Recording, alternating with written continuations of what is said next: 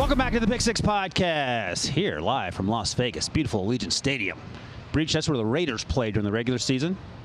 On Sunday, Super Bowl 58, 49ers versus the Chiefs. That's going to be a good game.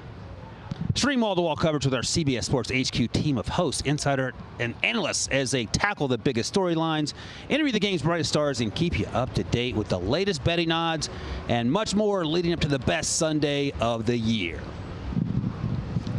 All right, boys, we're going to talk a little Hall of Fame debate because in addition to being Super Bowl week and weekend coming up, the Hall of Fame also happens this time of year. And this feels like a layup in terms of we're going to start with some locks. And we don't have to dwell on this because we have some names to get to here. Can I say something real quick? Oh, boy. I hope that by the time people listen to this podcast, this will be audio podcast, right?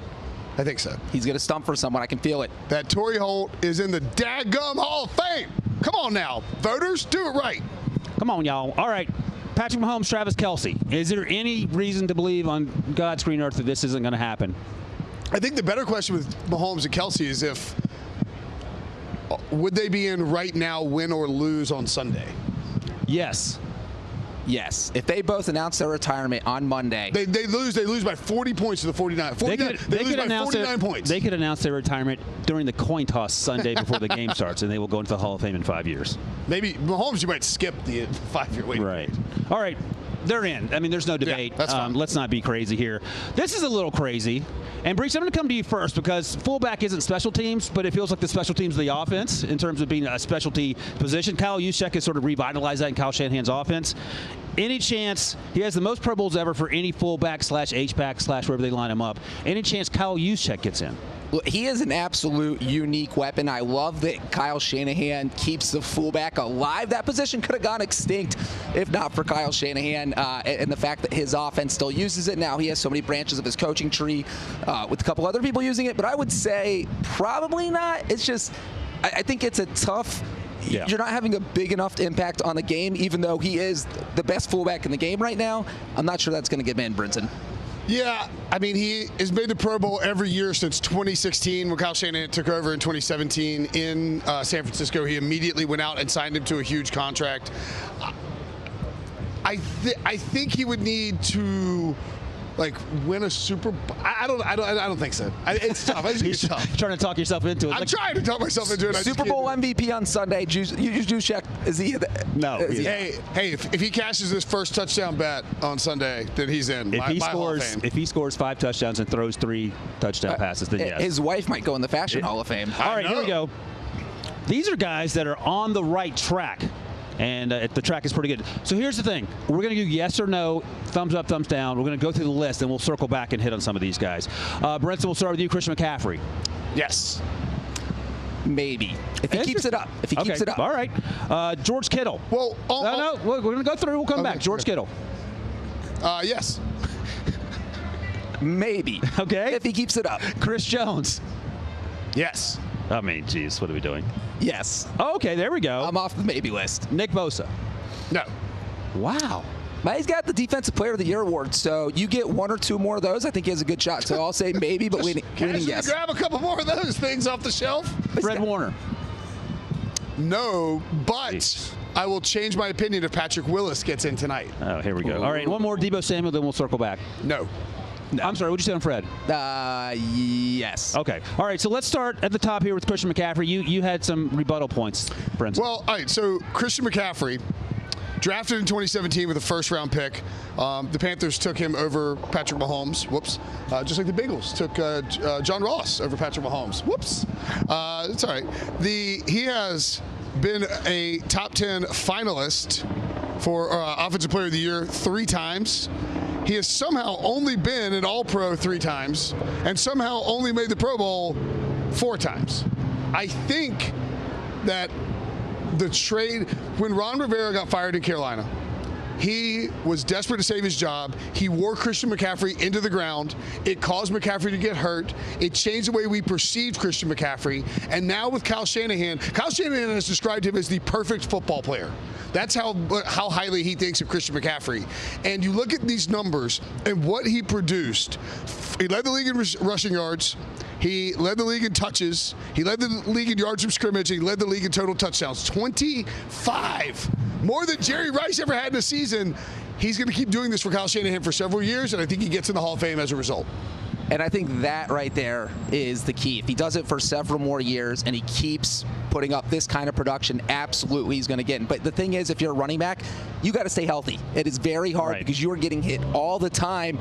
And the crazy part about him maybe getting in is that you look at the past 10 years, and it's really hard seeing many running backs get in anymore because that's just that the NFL has evolved into a passing league. And it was like, well, maybe Derrick Henry has a chance, but now Christian McCaffrey, I'm mixing up my Derrick Henry and Christian McCaffrey's, he has evolved into what the running back has to become, a guy who can run the ball and catch passes out of the backfield. So absolutely, I think he can get in. And I would add, too, that I think Kyle Shanahan and John Lynch, who are going to be in San Francisco for a while, right? They're not going anywhere.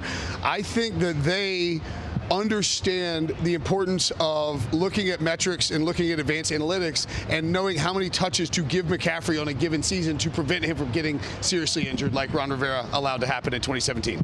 All right, Bridge, you said maybe for George Kittle. So let's go to George Kittle. Give me your explanation for why he has not yet got the breach seal of approval. Well, the thing is, I feel like he's been overshadowed because usually you want to look at someone who's been the best at their position for their career, and unfortunately he's had to deal with Rob Gronkowski. He's had to deal with Travis Kelce. So he hasn't been at the top of that conversation, but he's always been the second or third best tight end, it seems, every single year he's been playing. He's 4-time All-Pro. So I think that if he keeps playing like this, he absolutely has a chance. I would lean yes at this point he's going to get in. All right. And I think there's the element of Brock Purdy at play here, too. Purdy has really focused in on George Kittle when he's been the quarterback of the 49ers. And I think Kittle is so critical to what Kyle Shanahan's offense does because of his blocking ability and his yards after the catch when he actually gets the ball in his hands. I think we're going to see Kittle play 4 or 5 more years, put up all-pro type numbers, Pro Bowl type numbers, and eventually get in. You're not getting any pushback from me. I think George Kittle, to Breach's point, has been overshadowed. But he excels in that offense. And that offense could end up having 3 or 4 Hall of Famers by the time it's all said and done. And speaking of which, let's keep the conversation going with that offense. Let's go to Deebo Samuel. And my only concern with Deebo is staying healthy. Now, he's been pretty healthy throughout his career thus far, but it feels like that sort of wear and tear is running back wear and tear, and we've seen him get little nickels here and there, and it's kept him out of games. But when he's healthy, we talk about it all the time, he's the best player outside of the quarterback, if we're talking to our buddy Pete about it. So, Brinson, Deebo Samuel. No, I love Deebo Samuel. Deebo Samuel, I said coming into the draft in 2019 that I kept stumping for the Patriots to take him. I thought he'd be a perfect player with Tom Brady in that offense. Obviously, that didn't all work out, but Belichick decided to pass on him, is paying the price for it. Deebo Samuel is he's a unicorn at the wide receiver position. He's incredible to watch, but he has just one season over 1,000 receiving yards, just one season as an All-Pro and a Pro Bowler.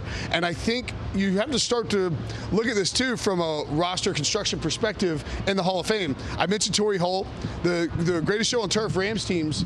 If Holt gets in, I believe he'll be the 5th because you have Orlando Pace, Kurt Warner, Marshall Faulk, Isaac Bruce, and then it would be Torrey Holt. That's a ton. Like, you have to win a Super Bowl, get back to another Super Bowl, and really change the way that offense is run in the NFL.